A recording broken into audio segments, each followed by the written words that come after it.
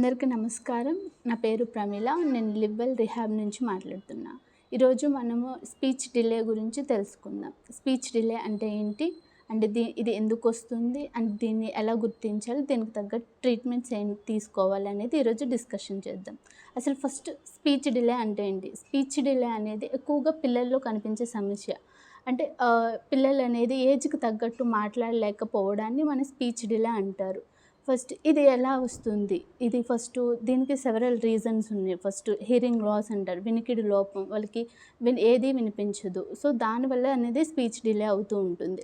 Next genetical problems అంటే అంటే మేనరికం పెళ్ళిళ్ళు చేసుకోవడం వల్ల కానీ, లేదంటే మన ఫ్యామిలీ మెంబర్స్‌లో మైల్ స్టోన్స్ డిలే అయిన వాళ్ళు ఉండడం వల్ల కానీ, ఈ జెనెటికల్ వాళ్ళ ఇష్యూ కూడా స్పీచ్ డిలే అనేది వస్తూ ఉంటుంది. అండ్ నెక్స్ట్ వచ్చేసరికి న్యూరోలాజికల్ డెవలప్మెంట్ డిలే. ఈ న్యూరోలాజికల్ డెవలప్మెంటల్ డిలే అంటే సెరెబ్రల్ పాల్సీ కిడ్స్‌ని చూస్తూ ఉంటాం.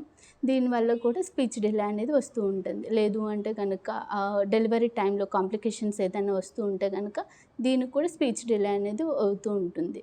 నెక్స్ట్ వచ్చేసరికి డెవలప్మెంటల్ డిలే కిడ్స్ ఉంటారు. అంటే లైక్ ఆటిజం కిడ్స్ కానీ, ఏడీహెచ్‌డీ కిడ్స్ కానీ, వీళ్ళందరూ డెవలప్మెంటల్ డిలే. ఈ స్పీచ్ డిలే అనేది ఆటిస్టిక్ కిడ్స్‌లో ఒక మెయిన్‌గా ఉంటుందన్నమాట. మెయిన్ సింటమ్‌గా ఉంటుందన్నమాట.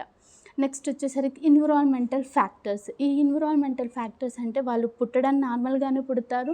అండ్ పుట్టిన తర్వాత వాళ్ళకి స్క్రీన్ ఎఫెక్ట్ ఎక్కువగా ఉండడం వల్ల మనల్ని కమ్యూనికేట్ అవ్వడానికి వాళ్ళు ఇష్టపడకపోవడం వల్ల ఈ స్పీచ్ డిలే అనేది ఎక్కువగా ఉంటుందన్నమాట.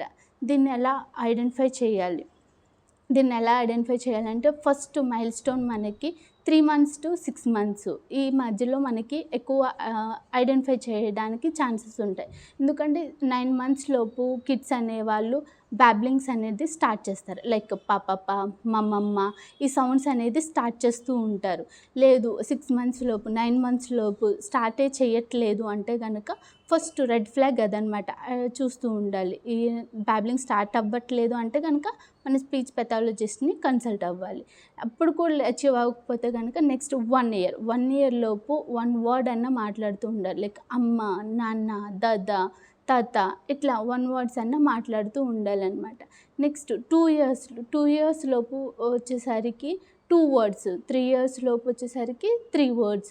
లైక్ నాన్న పార్క్‌కి పోదాం, అమ్మ అన్నం పెట్టు, ఇట్లా వర్డ్స్ 3 years లోపు మాట్లాడుతూ ఉండాలి. ఇలా లేదు మాట్లాడట్లేదు, 1 year వచ్చినా మాట్లాడట్లేదు, 2 years వచ్చినా మాట్లాడట్లేదు అయితే కంపల్సరీ మనం అనేది స్పీచ్ పెథాలజిస్ట్ని కన్సల్ట్ అవ్వడం బెటర్.